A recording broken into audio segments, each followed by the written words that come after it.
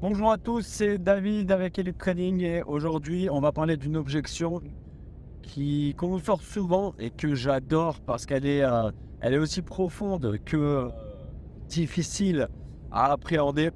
C'est l'objection du il faut que j'en parle à ma femme, il faut que j'en parle à mon mari, il faut que j'en parle à mon conjoint. Alors, il faut savoir que là dans cette situation, c'est simple. Si la personne passe la porte, s'en va en ayant l'option d'aller en parler à son mari ou à son conjoint, c'est une personne que vous ne reverrez plus. C'est dans 99% des cas, c'est une personne que vous ne reverrez plus. Parce que souvent, cette objection, en fait, c'est une façon de donner le pouvoir à quelqu'un d'autre afin de se dédouaner et de pouvoir se tirer de la situation. Parfois, bien sûr, ils ont vraiment besoin d'en parler à leur conjoint. Parce que ça dépend pour le budget, pour le temps, pour l'organisation, etc., etc. Mais dans tous les cas, ce qu'il va falloir que vous fassiez, c'est que vous isoliez l'objection. Alors, on isole toujours une objection, on règle toujours les objections une par une, l'une après l'autre, et que vous fassiez en sorte de changer la perception de la situation à la personne, de lui faire changer sa vision de la situation. Donc déjà, comme d'habitude, pour faire ça, il va falloir poser des questions. Donc si la personne vous dit « il faut que je voie avec mon épouse », très bien, je comprends. Alors dans l'idéal, il faudrait avoir l'épouse avec nous. Si c'est des situations de relations à long terme, c'est toujours mieux de les avoir parce qu'en plus, on peut les engager ensemble. Et si on n'a pas la possibilité de les avoir les deux, ou que c'est des situations de relations pas à long terme, on va devoir changer, donc comme je vous disais, la perception de la situation. Donc on pose des questions. Donc on peut commencer par « Ok, je comprends, tu vas en parler à ton épouse. Qu'est-ce qu'elle n'approuverait pas dans cette situation? Ouais, ben, c'est peut-être un peu cher pour notre budget, ou c'est qu'elle a peur, ils ont pas envie de me voir échouer. Ok, alors laisse-moi te poser cette question. Est-ce qu'elle est au courant de ta situation?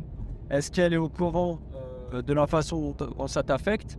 Est-ce qu'elle est au courant de l'impact que ça a dans ta vie? Et est-ce qu'elle a fait? Oui, elle est au courant. Enfin, non, elle n'approuve pas. Ok, alors pourquoi elle n'approuverait pas une décision que tu as prise pour fixer un problème ou une situation qu'elle n'approuve déjà pas? Ah ben, je sais pas. Bon, je pense que non, ça irait. Ok, alors maintenant laisse-moi te poser cette question.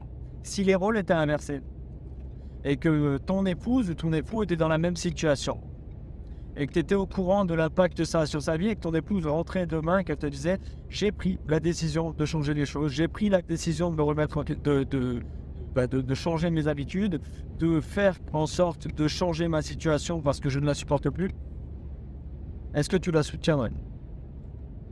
En général, bon, ils vont dire oui. Alors pourquoi est-ce qu'elle ne te soutiendrait pas? En fait, il faut leur expliquer que le problème ici, c'est qu'ils sont en train de demander la permission plutôt que de demander le soutien de leur conjoint. Et que s'ils leur donnent ce pouvoir, et que dans 1 an, 2 ans, ils sont toujours dans cette même situation, avec ce même problème, en général, c'est un surpoids ou c'est un manque de confiance en soi dû à un manque de physique ou un physique qui n'est pas idéal à leurs yeux. Si dans 1 an, 2 ans ou dans un futur, ils sont toujours dans cette situation, à chaque fois qu'ils vont se regarder dans la glace, sur qui est-ce qu'ils vont remettre la faute? Sur leur conjoint. Et là, on commence à avoir des relations, on commence à avoir des mariages basés sur le blâme, basés sur les remords. Parce qu'à chaque fois qu'ils vont se regarder dans la glace et qu'ils seront toujours gros, toujours en obésité, toujours maigres, peu importe, toujours dans la situation qui ne leur convient pas, ils se diront « c'est de sa faute ». C'est pour ça que c'est dangereux de demander la permission pour quelque chose qui nous applique nous directement au lieu de demander le soutien de votre patron. Et pour finaliser, ce que vous pouvez faire, c'est de lui dire « Écoute, partons sur ce qu'on s'est dit, signons le contrat et je te laisse 3 jours. On se laisse 3 jours ensemble pour que tu ailles en parler à ta conjointe, pour que tu ailles lui demander son soutien et non pas sa permission, et que tu lui dises, écoute chérie, j'ai besoin de ton soutien, je me suis décidé à changer les choses. J'ai pris la décision de changer les choses pour moi, parce qu'aujourd'hui ça m'affecte, et voilà ce que je vais faire, et aujourd'hui j'ai besoin de ton soutien. Et si ton conjoint ou ta conjointe te dit, chérie, moi je veux pas que tu perdes ces 50 kilos. Moi, je veux pas que tu changes ta situation. Moi, j'aime bien te voir 24/24 devant Netflix, une clope au bec et un grand paquet de chips ouvert. Moi, j'aime bien quand tu te regardes dans la glace et que tu te dis, je suis pas bon. J'aime bien me réveiller aux côtés de quelqu'un qui manque de confiance en lui. Si elle te dit ça, promis, je déchire le contrat et on reste simplement bons amis. Bon, ici, il faut utiliser un peu d'humour parce que c'est assez direct. Mais le but, c'est vraiment de leur faire comprendre qu'ils ont le pouvoir. Il faut leur redonner le pouvoir pour leur redonner la responsabilité. Il faut les empêcher, non pas de trouver des excuses, même si c'en est une, mais les empêcher de remettre le pouvoir sur quelqu'un d'autre pour qu'ils puissent, eux, se barrer en deux. Non. Si tu veux te barrer, il va falloir que tu prennes la décision. Il va falloir que tu me dises, David, on a parlé pendant 1 heure de tous ces problèmes que j'ai et je suis toujours pas prêt à changer les choses. La douleur que je ressens dans ma situation, elle n'est pas assez grande par rapport à la douleur que je vais ressentir quand je vais faire l'effort de changer les choses. Redonnez-leur la responsabilité. Remettez-leur le pouvoir de leur vie entre les mains. Et donnez-leur la décision à eux dans leur main. Si tu me dis non aujourd'hui, c'est de ta faute, c'est pas celle de ta femme. Ok. Et la garantie de 3 jours, en général, ça marche du tonnerre. On signe, le contrat est signé, on est engagé.